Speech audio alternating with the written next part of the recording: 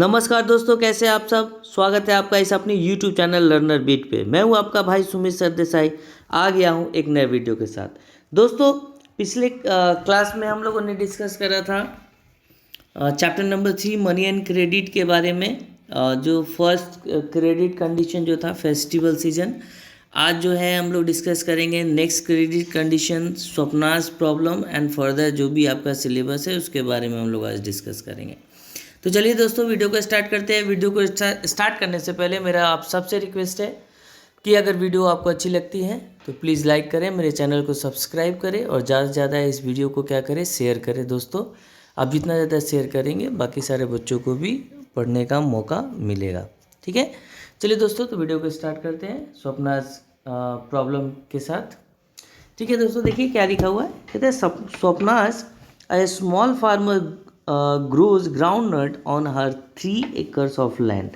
ठीक है दोस्तों, स्वप्नास जो है वो एक स्मॉल फार्मर है जो अपने 3 एकड़ लैंड पे वो क्या उपजा रही है, ग्राउंडनट्स उपजा रही है। ठीक है, she takes a loan from the money lenders. वो कहाँ से पैसे ले रही है, मनी लेंडर्स से, to meet the expenses of cultivation hoping that her harvest would help repay the loan. ठीक है, वो पैसे उठा रही है कहाँ से, मनी लेंडर से पैसे ले रही है ये सोच के कि जो भी वो ग्राउंड नट्स की जो खेती कर रही है ना, उसमें जो है वो उसके जो एक्सपेंसेस होंगे वो एक्सपेंसेस वो जो है कवर कर सकती है।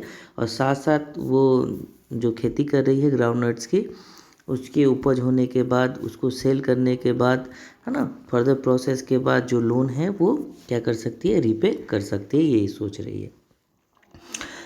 Midway through the season the crop is hit by the paste and the crop fails. लेकिन देखो ये रीज़न बता रहा है कि इस रीज़न की वजह से क्या हो रहा है कि उसके जो क्रॉप है, जो जितने क्वांटिटी में वो उपजाना चाहती थी वो क्रॉप जो है वो फेल कर जा रहे हैं। उतने क्वांटिटी में वो जो क्रॉप है वो ग्रो नहीं कर पा रहे हैं। Though Swapna sprays her crops with the expensive pesticides. देखो इसकी वजह से क्या हो रहा है, वो अपने अनाज पे एक्सपेंसिव पेस्टिसाइड्स वगैरह का भी छिड़काव कराती है, स्प्रे कराती है। इट मेक्स लिटिल डिफरेंसेस, और इसकी वजह से कहीं ना कहीं कुछ डिफरेंसेस देखने को मिलता है। मतलब पेस्टिसाइड छींटने के बाद, स्प्रे करने के बाद क्या हो रहा है कि जो उसके अनाज मर रहे थे, फेल कर रहे थे ग्रो करने के लिए, वो कहीं ना कहीं थोड़ी बहुत उसकी रिकवरी जो है वहाँ पे देखने को मिलती है। लेकिन ये रिकवरी जो है वो स्मॉल क्वांटिटी में ही देखने को मिलती है। किसकी क्वांटिटी में देखने को मिलती है दोस्तों, स्मॉल क्वांटिटी में देखने को मिलती है। ठीक है, चलिए आगे देखिए क्या कहता है। She is unable to repay the money lenders and the debt grows over the year into a large amount। लेकिन इसकी वजह से वो मनी लेंडर से जो पैसे ली रहती है वो पैसे रिटर्न करने में सक्षम नहीं हो पाती है, और पर ईयर जो है, ईयर बाइज ईयर उसके जो मतलब क्रेडिट है वो और इंक्रीज़ करते जा रहे हैं। मतलब इंटरेस्ट जो है क्रेडिट पे, वो इंटरेस्ट के रूप में उनका जो क्रेडिट है वो धीरे धीरे और इंक्रीज़ करते हुए चला जा रहा है। Next year Swapna takes a fresh loan for cultivation. फिर अगले साल स्वप्ना जो है फिर से लोन लेती है। It is normal crop this year. और इस साल कहीं ना कहीं जो नॉर्मल क्रॉप का प्रोडक्शन जैसे वो हर साल करती थी उसके हिसाब से वो नॉर्मल क्रॉप प्रोडक्शन होता है। But the earning are not enough to cover the old loan. लेकिन उतना वो नहीं कमा पाती है जिसकी कमाई से, मतलब जिसकी अर्निंग से वो पहले जो लोन ली है उस लोन को रीपे कर सके। सी इज कॉट इन डेप्ट, और वो कर्ज में चली जाती है। She has to sell a part of the land to pay off the डेप्ट। और उसे अपने लैंड का एक पार्ट जो है वो सेल करना पड़ता है, बेचना पड़ता है ना, इसलिए कि वो जो लोन ली हुई है उस लोन को क्या कर सके, विथ इंटरेस्ट वो मनी लेंडर्स को पे कर सके। तो दोस्तों एक चीज़ आप समझ लीजिए कि यहाँ पे 2 केसेस बताए गए हैं, एक शू मैन्युफैक्चर का, एक स्वप्नास के बारे में। ठीक है, तो दोनों केसेस में आपको एक चीज़ ज़रूर समझ में आ रहा होगा कि फर्स्ट केसेस में जो है उसको प्रॉफिट होता है, बेनिफिट होता है। ठीक है, क्रेडिट से उसको बेनिफिट मिलता है, यानी उसने क्रेडिट का अच्छे तरीके से यूज़ करा। लेकिन सेकेंड कंडीशन में क्रेडिट का वो यूज़ तो किया उन्होंने, बट उससे कुछ उसको बेनिफिट नहीं मिला।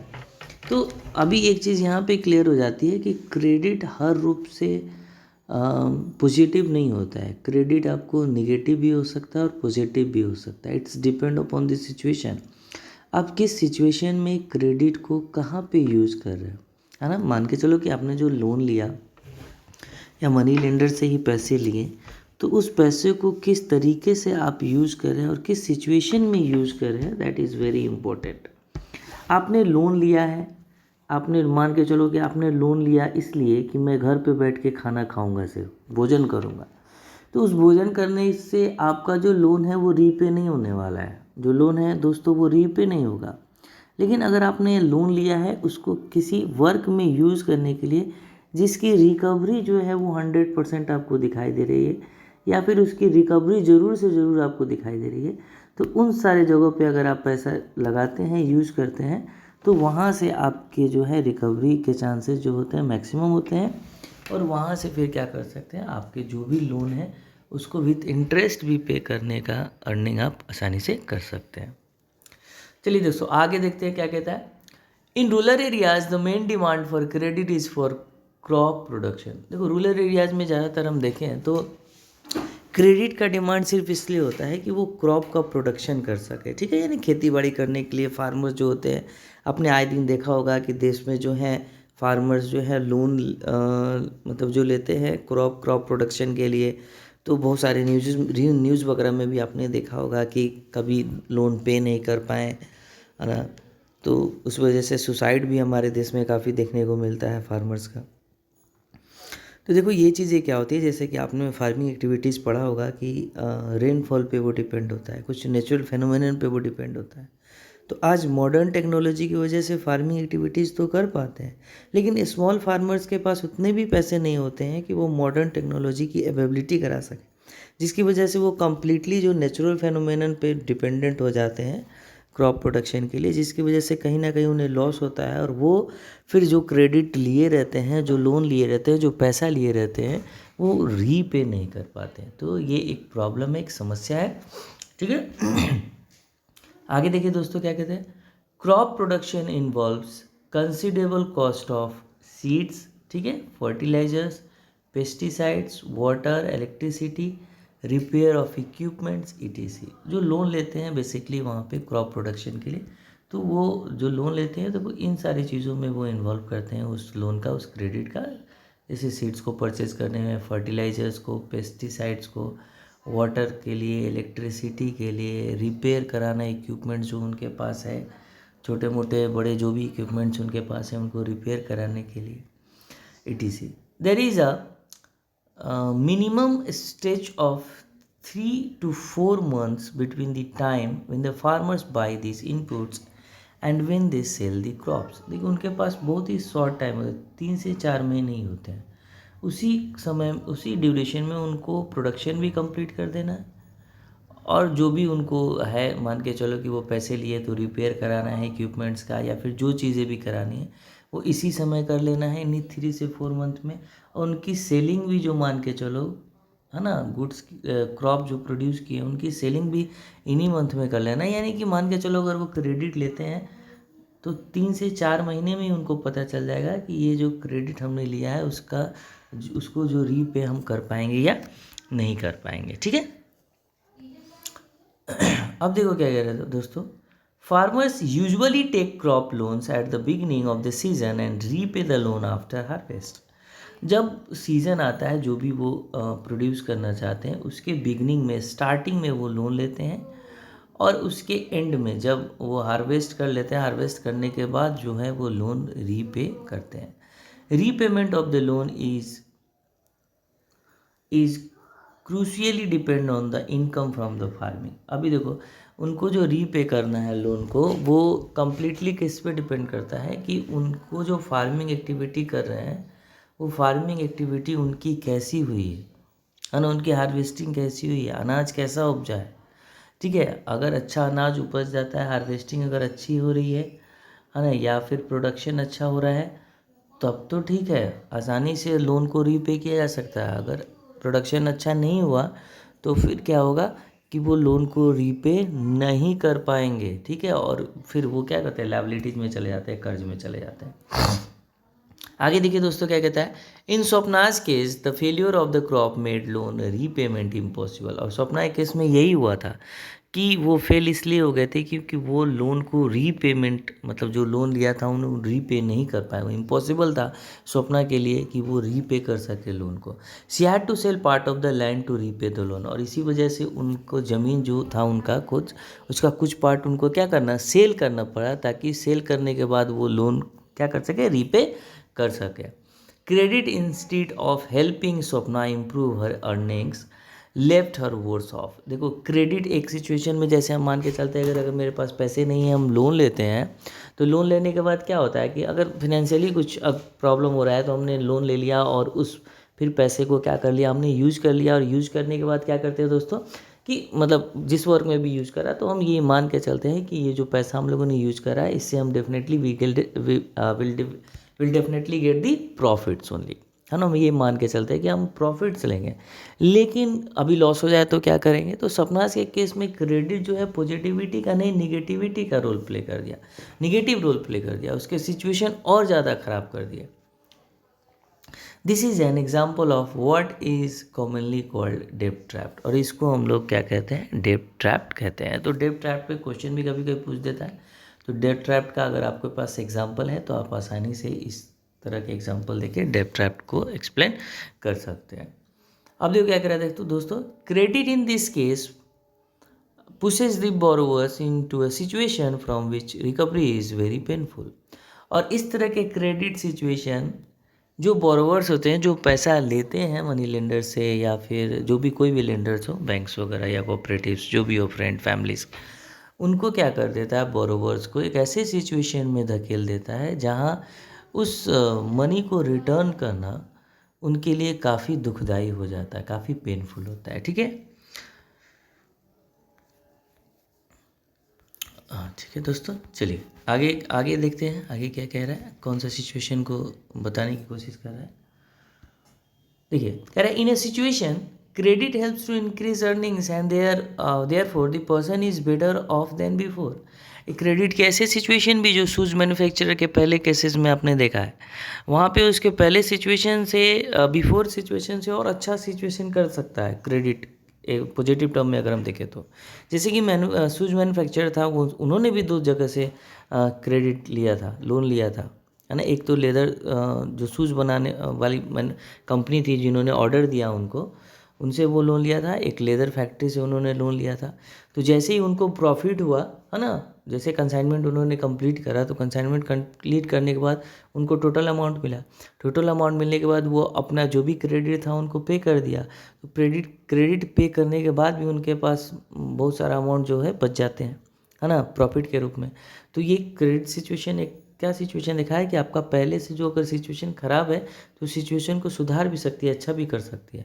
लेकिन इसके जस्ट पहले दोस्तों हम लोगों ने पढ़ा स्वप्नाज के केस में कि वहाँ क्रेडिट सिचुएशन जो है पहले से और उसका सिचुएशन जो है क्या कर देती है, ख़राब कर देती है। In another situation because of the crop failure, Swapna's की बात कर रहा है, credit pushes the person into the डेब्ट ट्रैप। ठीक है, to repay her loan she has to sell the portion of the land of her land. ठीक है, बात वही चीज़ कह रहा है बार बार कि जो उसके पास पैसे नहीं थे तो उसने क्या किया, अपने लैंड को क्या कह रहा है, मतलब लैंड के एक पार्ट को क्या करा, सेल करा, जिसकी वजह से वो क्या करे, लोन को रीपे कर सके। Whatever sir whether credit would be useful और नॉट। देखो क्रेडिट आपके लिए यूजफुल है या नहीं है, therefore depends on the risk in the situation. जैसे अभी थोड़ी देर पहले मैंने आपको बताया कि क्रेडिट किस रूप में आप मतलब क्रेडिट आप जो ले रहे हैं उसको किस तरीके से आप यूज कर रहे हैं, सिचुएशन क्या है, वो चीज़ें काफ़ी ज़रूरी होती है। तो यहाँ पे आपको बता रहा है कि जो भी आप क्रेडिट लेते हैं वो डिपेंड करता है कि आप जहाँ पे उस पैसे को लगा रहे हैं वो किस सिचुएशन में लगा रहे हैं, उसका रिस्क कितना है, and whether there is some support in case of loss. और मान के चलो अगर कोई लॉस होता है आपको, तो उस लॉस में वो क्रेडिट टर्म जो है आपको कितना सपोर्ट करती है। ठीक है, that is very important to be understand कि देखो क्रेडिट लेना कोई बहुत बड़ी बात नहीं है, और क्रेडिट लेकर ही जो है बहुत सारे बड़े बड़े बिजनेसमैन और छोटे बड़े जितने भी बिजनेसमैन हैं वो वर्क करते हैं। लेकिन इट डिपेंड्स कि वो पैसा किस सिचुएशन में कहाँ लगाते हैं। क्या वो क्रेडिट जो लगा रहे हैं उसकी रिकवरी कंफर्म है या नहीं है? क्या कुछ ऐसी जगह पे तो पैसे नहीं लगा दे रहे हो दोस्तों जहाँ पे आपके जो रिकवरी के चांसेस हैं एकदम ना के बराबर हो जाते हैं? तो उस कंडीशन में क्या हो जाएंगे, आपको लॉस लग जाएंगे। लेकिन जहाँ पे आपको ऐसा लग रहा है कि रिकवरी के चांसेस हैं, मैक्सिमम चांसेस हैं, वहाँ पे आपको लॉस नहीं लग सकता है। ठीक है दोस्तों, चलिए अब नेक्स्ट टर्म है हमारा टर्म्स ऑफ क्रेडिट। क्रेडिट के क्या टर्म्स है, किस तरीके से हमें क्रेडिट मिल सकता है, उसके सिचुएशन को हम लोग देखते हैं। कह रहा every loan agreement specifies an interest rate which the borrowers must pay to lenders along with the repayment of the principal.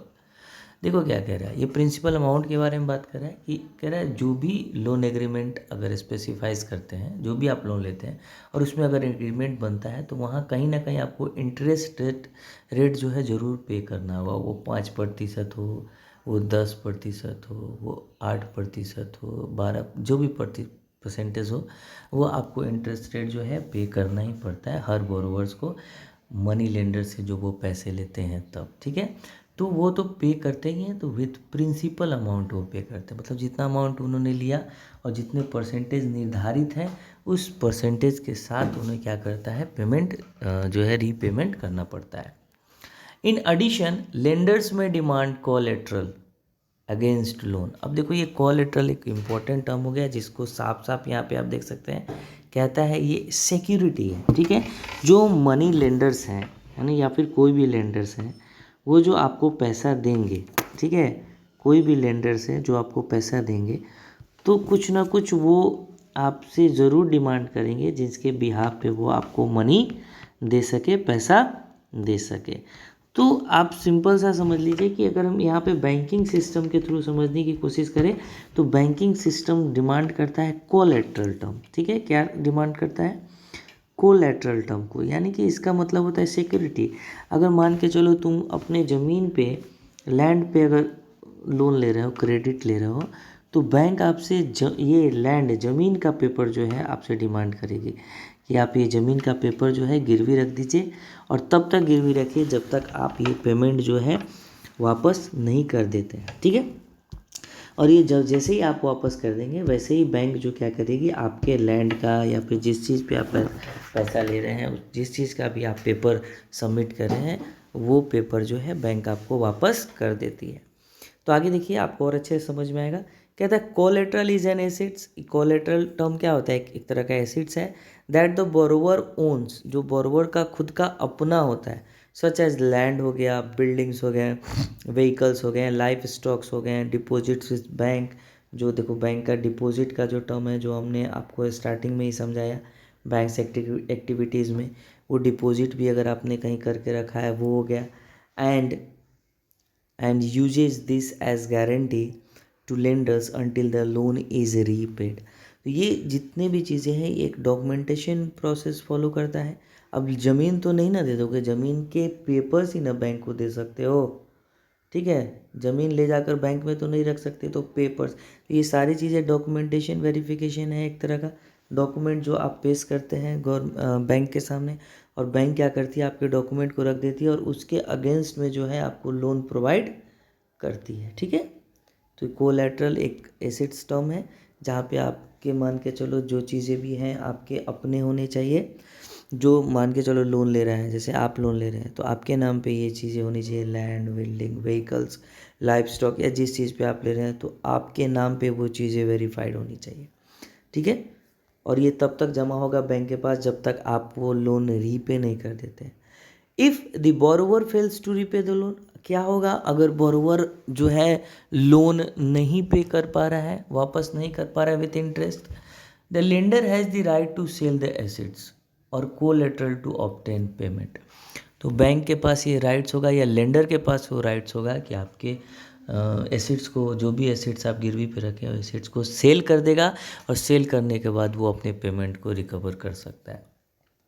Property such as land titles, deposits with banks, livestocks are some common examples of collateral used for borrowing। देखो कुछ ऐसे properties जो कहीं ना कहीं borrower जो हैं पैसे लेने के लिए एज ए कोलेटरल यूज़ करते हैं, उसमें मतलब कि फेमस अगर मैं बोलूँ या ज़्यादातर बैंक जो डिमांड करती है, लेंडर जो डिमांड करते हैं, उसमें लैंड टाइटल्स हो गए, डिपॉजिट विद बैंक्स हो गए, लाइफ स्टॉक्स हो गए, ये कुछ कॉमन एग्जांपल्स हैं जब बोरोवर्स जो है लोन लेने जाते हैं, बोरो करने जाते हैं मनी को, तब इन सब सारी चीज़ों को वो बैंक के सामने रिप्रेजेंट करते हैं। तो एक केस है हाउस लोन का ही, उसके बारे में थोड़ा सा पढ़ लेते हैं, समझ लेते हैं कि केसेस क्या कहती है। ये हाउस लोन मेघा के बारे में बात करी जा रही है। Megha has taken a loan of ₹5 lakh. Megha ने 5 लाख रुपए का लोन लिया from the bank to purchase a house. एक घर को खरीदने के लिए उसने बैंक से क्या किया, लोन ले लिया। ठीक है। Annual interest rate on the loan is 12%। Annual rate of interest क्या है लोन पे, 12% है, जो काफ़ी हाई देखने को मिल रहा है। And loan is to be repaid 10 years in monthly installment. और लोन जो है वो 10 साल में उसको रीपे करना है, वो भी मंथली इंस्टॉलमेंट के साथ। Medha had to submit the bank.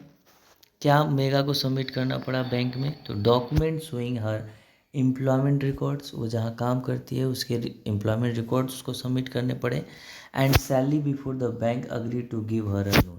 और सैलरी पेपर भी उनको जमा करना पड़ेगा बैंक में, जो मतलब कि कंपनी जो है उनको प्रोवाइड करती है। और लोन के लिए मतलब जो लोन बैंक दे रही है उनके अगेंस्ट में उनको सैलरी पेपर भी सबमिट करना पड़ा। The bank retain all collaterals the paper of the new house. ठीक है। और साथ साथ कोलेटरल के रूप में अगर देखें तो न्यू हाउस का जो भी पेपर था वो भी पेपर जो है बैंक जो है अपने पास रख ले, which will be return to Megha. जो रिटर्न मेगा को बाद में रिटर्न कर दिया जाएगा, only when she repay the entire loan with interest.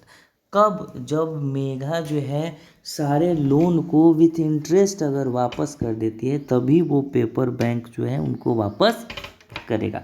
तो आप चीज़ें समझ पाएंगे कि अगर आपको भी अगर हाउस लोन लेना हो या किसी तरह के लोन लेने हो तो इस तरह का प्रोसेस जो है आपको कंप्लीट करना पड़ेगा। ठीक है दोस्तों, होप कि इतनी सारी चीज़ें आपको ज़रूर समझ में आ रही होगी। अब देखो इंटरेस्ट रेट क्या होता है उसके बारे में भी बताया गया है, तो मतलब कुछ टर्म्स ऑफ क्रेडिट क्या है उसके बारे में बताया गया है। तो यहाँ थोड़ा देख लीजिए दोस्तों, कहते हैं interest rate, collateral and documentation required and the mode of payment together comprise what is called the term of credit.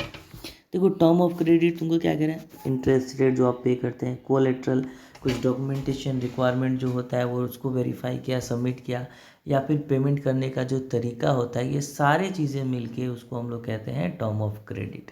यानी कि अगर आपको क्रेडिट लेना होगा, लोन लेना होगा, तो बेसिकली इन सारी चीज़ों को आपको पहले से कंप्लीट करके रखना होगा, इस सारे प्रोसेस को। The term of credit varies substantially from one credit arrangement to another. अभी देखो क्रेडिट जो है टर्म, ये कहीं ना कहीं देखेंगे तो one arrangement to the another arrangement, ये हर तरीके के लिए हर मतलब जो टर्म ऑफ क्रेडिट है वो टर्म ऑफ क्रेडिट पे क्या हो सकता है, वेरी कर सकता है। ठीक है। दे में very depend on the nature of the lenders, और साथ साथ लेंडर के नेचर पे भी ये जो टर्म्स ऑफ क्रेडिट है एंड बोरोवर्स के नेचर पे भी ये टर्म्स ऑफ क्रेडिट जो है वो बदल सकते हैं। जैसे हाउस के लिए बोलूँ तो हाउस का पेपर आपने दिया, 12% इंटरेस्ट दिया।